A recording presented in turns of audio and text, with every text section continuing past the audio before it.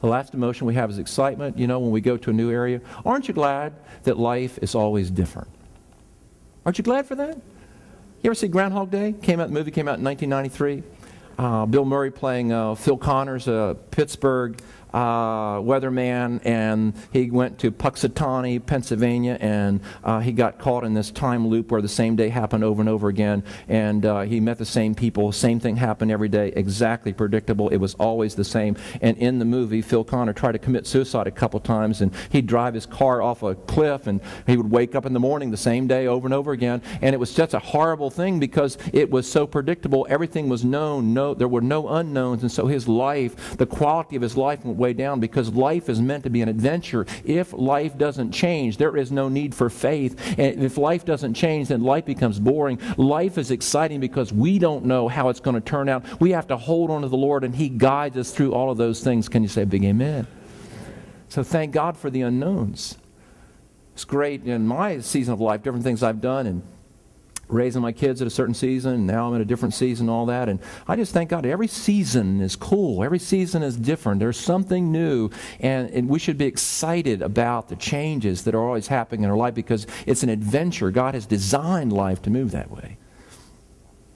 This week I went out hunting, and I'd love to go out in the woods, go out hunting. I've been doing that for years. It's not that I like to shoot things or kill things. I just like being out in the outdoors. And every time you go out in the outdoors, things are, no two outings are the same. Something different happens every time. And I'm out in the woods sitting in my deer stand, you know, and just enjoying nature. And every time I go out, something different happens. You know, either, one time you see a bald eagle fly over the field you're hunting in, or sometimes you see some red fox scurry around you and run out in the field. And sometimes, a few years ago, I was sitting there in the deer stand the night before I'd harvested a whitetail doe, and so I'm sitting there the next night, and I'm sitting in the stand, you know, sucking on my Tootsie Rolls and just having a cool time. And I look to my left, and there's this piebald deer, which is a albino deer. I had never seen one. I'd heard about him, and there's this. At first I thought there's a goat in the woods. What in the world? The world's a goat door in the woods. And I looked at it, it was this piebald deer. It was about a 5-pointer. The rack was all kind of funny, and I just kind of watched this kind of weird looking white deer kind of amble around. I didn't shoot it. It was just mesmerizing. It was just interesting deer. It was incredibly ugly too. It had all these little brown spots on it. But this week I was out in the woods. I got my work done early Wednesday, so I went out in the woods, after 3. I'm sitting there on my stand, which is now, I've been sitting in the same stand for years, and it's all rotted out. I'm basically sitting on the frame now, and I got this little part of the frame. I'm thinking I'm holding this loaded gun. I'm thinking, this is not very smart. And sitting there in the tree, and this Wednesday night I waited, and it started getting toward dark, and this little doe, she walked out of the woods there, and it was just pretty little deer. She just walked out, and she wasn't big enough. She about, if I had bagged her, I could put her in my backpack and my coat. It was just too small. It was a little deer, and so I was noticing she wasn't eating a lot. She was just kind of standing there, and I knew what she was doing. She was waiting for her boyfriend, and I was too. So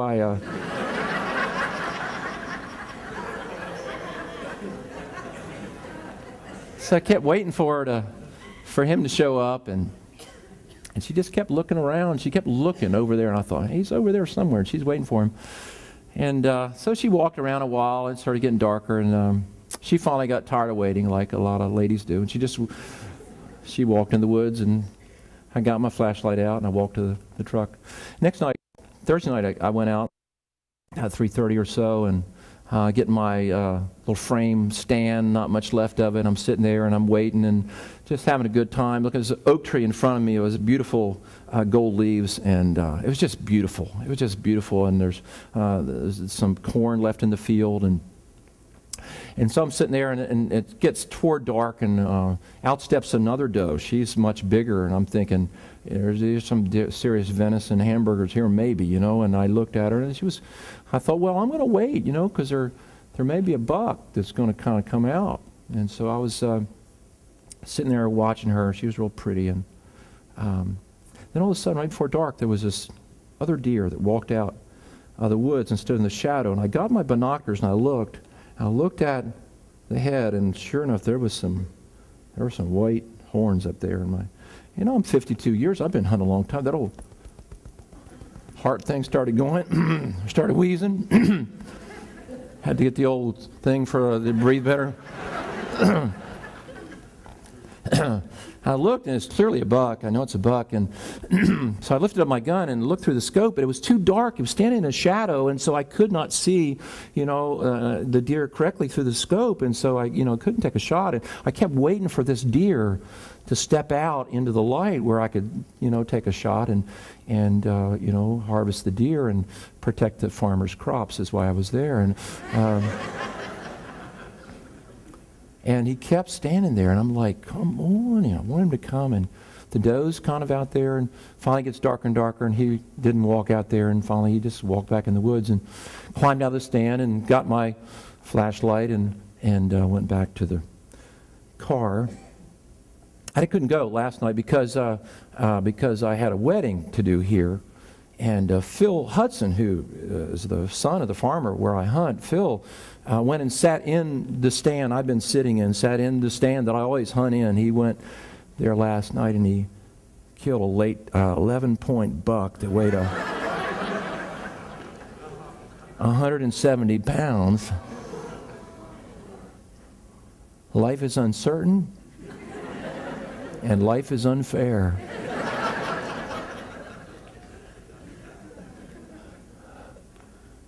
You never know.